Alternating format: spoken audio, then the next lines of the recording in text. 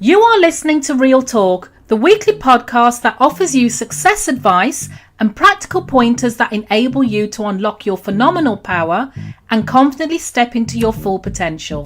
I'm your host, Janice Sutherland, confidence coach, here to inspire you to have the confidence to live the life you deserve.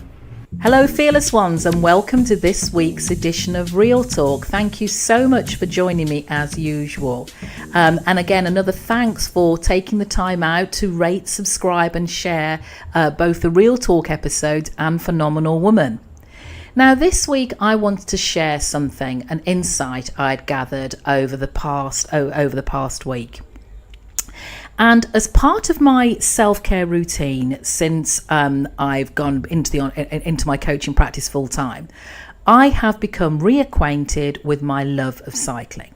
Now, I had been an avid cyclist in the past, but I'd allowed my corporate role to become all-consuming. So I really fell out of love with cycling. I had all the expensive kit, bikes, cycling gear, everything. But it really had no interest for me for such a long time. Now, and like I said, it all became all-consuming, my job did.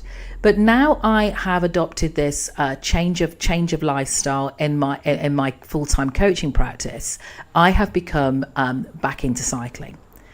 Now, on my morning routine, I have found myself avoiding a particular hill. Now, I've become very ingenious at avoiding this hill, and I've got great excuses. I take the longer route to ride around the hill just to avoid it. I've told myself I'm not strong enough to ride it. I tell myself there's too much traffic, even at 6 o'clock in the morning, on a small line of less than 100,000 people. I'm not on the right bike, is what I tell myself. This is not I can't climb the hill on this bike. The hill's too big. It's too big. I can't do that. And I've not ridden enough miles to go up the hill. These are all the excuses I've given myself. The thing is, however, I've ridden that hill before. So it wasn't an entirely unknown experience. And I've not had anything that's happened to me bad while I've been riding it. I haven't fallen off the bike or anything. So why did I have the sudden self-doubt? So this morning, I watched my husband go up the hill. And I did my usual avoidance routine. I'm not going to go the hill. No, I'm not going to do the hill. But this time, under the guise that I needed to do more mileage. Not an absolute fib, but I had to come back on the route. And when I was doing that, the hill loomed large. So I really decided to go for it. I gave myself a pep talk. I had enough gears to fall back on if I needed to, if it got too tough. If it got really bad and too hard, I could always walk. I took a deep breath. And I went for it. And as I was riding up the hill, quite a few things became evident.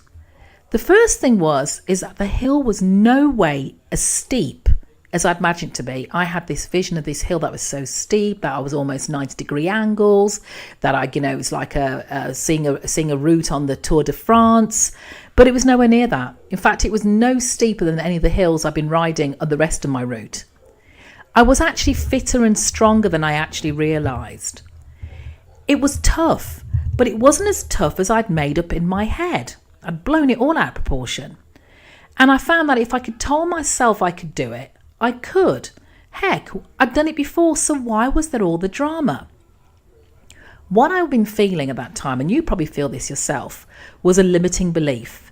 The self-imposed mental confinement we construct in our own head, which more often than not is based on what others think that you're possibly delivering, derived from their version of achievable and realistic. Now, when I'm talking about others, I don't just mean friends and family. I'm also including societal influences. So you can see things maybe on Facebook, or you've seen, or people feed social media. But now it's really now time to change your focus and stop limiting yourself. Now, as I proved, if you perceive that there is a block, then there will be one. I really had to change focus. I had to see that I could climb the hill. Now, it didn't have to be perfect. It didn't have to be fast. I wasn't looking to set any speed records. And I didn't have to ride it like a pro cyclist. I just had to get to the top. That's all my goal was. Once I'd set my expectations and I focused on that, then that was all that mattered. I find that limiting beliefs fall into two camps.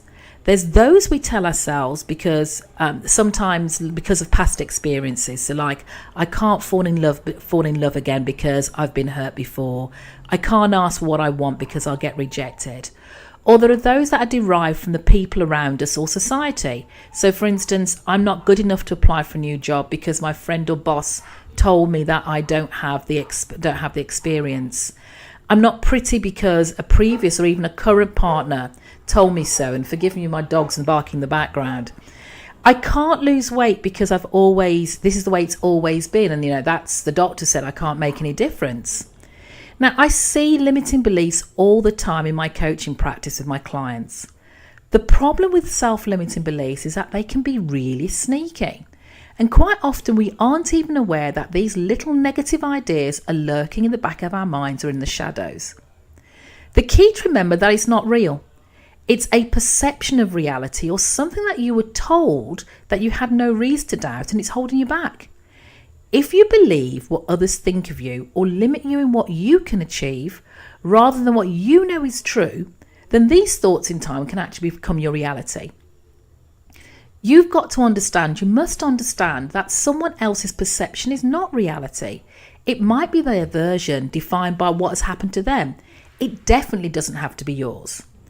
So how do you know that you have a self-defeating belief or you're limiting yourself? Now, if you're feeling some way you don't like feeling, you're probably believing something that's not true. So that's your start. So what I want you to do this week for an exercise is just to spend some time, 20 minutes or so, focused on yourself and choose one limiting belief and ask yourself these questions about that belief. Do I believe that? Do I really believe that? Why do I believe that? Now, what's absolutely true? What is true about that? And what concerns would I have if that belief were gone? So what might happen if I wouldn't like if I got rid of that belief? Now, don't take someone else's word for your capabilities. The only person with the full capacity to make that decision is you. So make sure you make it with absolute clarity on what excites you and what you're truly capable of, and then go for it and make a start. Because the really wonderful, fabulous, absolutely beautiful thing is that you have an incredible number of choices that you can make about you and what you'll do if you decide to focus on it. Remember, it's not what others think you're capable of. It's what you think of yourself that dictates what you'll achieve. So take back control of who you are, fearless one. Take back control. Now that's all I'm going to talk about delimiting, about limiting beliefs and focus on delimiting ourselves. I want to say thank you so much forever as tuning into the podcast. Please take some time to subscribe, rate, share with anybody else you think would benefit from this podcast. Leave me a comment, leave me some notes. Let me know what you'd like to hear in the next episode. But if you need any help, if you need any support in looking at limiting beliefs or delimiting yourself, then I'm here to help. Just contact me, Janice Sutherland, at janicesutherland.com, or drop me an email at info@janicesutherland.com, because I am here to help. That's what I do.